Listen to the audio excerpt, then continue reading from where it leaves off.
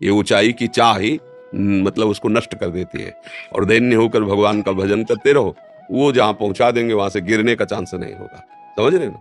हाँ, यही तो माया का खेल है। वो सबसे बड़ा बनना चाहता है, हर क्षेत्र में बड़ा बनना चाहता है। ये दोष भी नहीं, क्योंकि बहुत बड़े का बच्चा है ना, बड़े का भगवान का बच्चा है ना, तो भगवान सबसे बड़े है ना, वो सबसे बड़ा बनना चाहता है।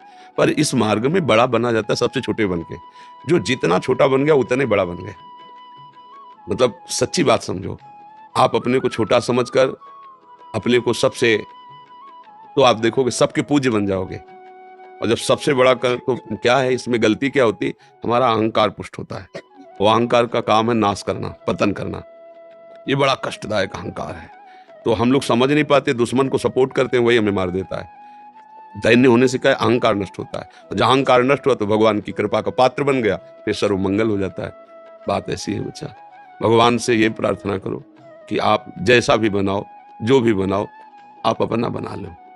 सबसे बड़ा पद है भगवान का दासत्व। हम किसके हैं?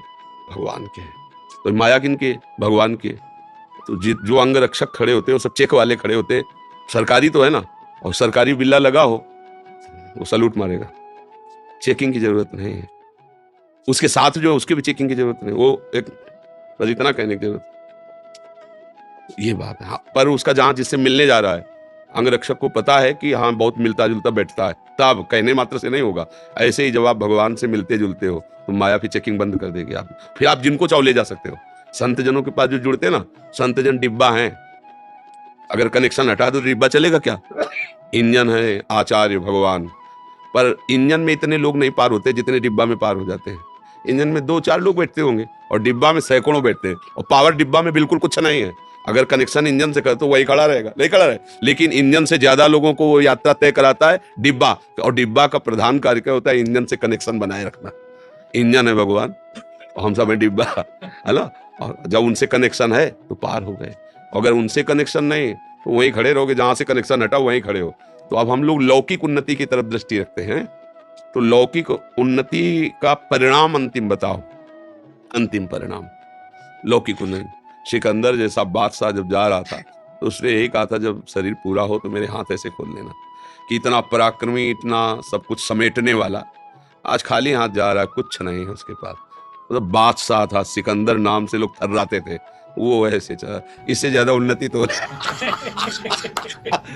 रावण जब चलता था तो धरती कांपती थी, चलत दसानल डोलत अवली। और उसकी खोपड़ियों में जैसे फुटबॉल में लात मारा जाता है ना, बंदर ऐसे लात मारते थे। तब मंदोदरी जी ने कहा, राम विमुख अस हाल तुम्हारा, रहा न कोकुल रोवन। तेरी छाती पे बैठ के आंसू गिराने वाला नहीं रह गया कोई। क्यों ऐसा हाल तेरा? इसलिए हुआ कि तू भगवान से विमुख था।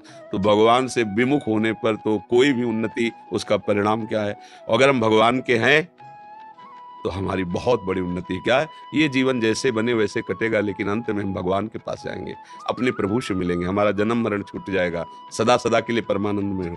और इसी जन्म में उसका लाभ देखने को मिलता है। लगता है कि उन्नति इसी में है कि हम भगवान के चरणों का आश्रय लेकर, उनके भरोसे से होकर जो भी कार्य करें, पढ़ाई लिखाई नौकरी व्यापार, उसमें अगर हम सफल होते हैं तो श्री जी की जय हो, और उसमें हम फेल हो जाते हैं तो श्री जी की जो कोई मंगल विधान होगा प्रभु का, ऐसी भावना से भक्त चलता है, वो विजय को ही प्राप्त होता है। परिणाम उसका विजय ही होती है। जैसे महाभारत में देखो, कौरवों का नक्शा है और बन बन भटकना पड़ रहा है इन महारथियों को।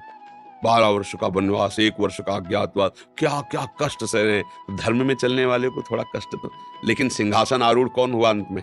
महाराज युधिष्ठिर, धर्मराज युधिष्ठिर हुए और कौरवों का वंश विनाश हो गया।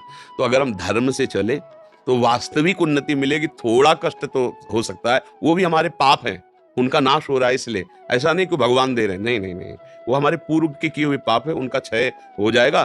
तो हमारे जो वर्तमान के पुण्य हैं, सुकृत हैं, वो हमें मंगलमय कर देंगे। तो इसलिए बच्चा, उन्नति तो भगवान के चरणों में समर्पित होने पर है। हमारी दृष्टि में लौकिक उन्नति कोई उन्नति नहीं है।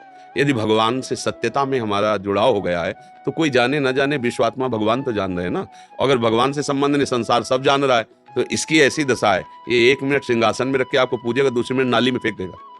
संसार का स्वरूप है? उसकी तो दृष्टि है नहीं, वो जैसा सुनता है, जैसा देखता है, वैसे ही करता है।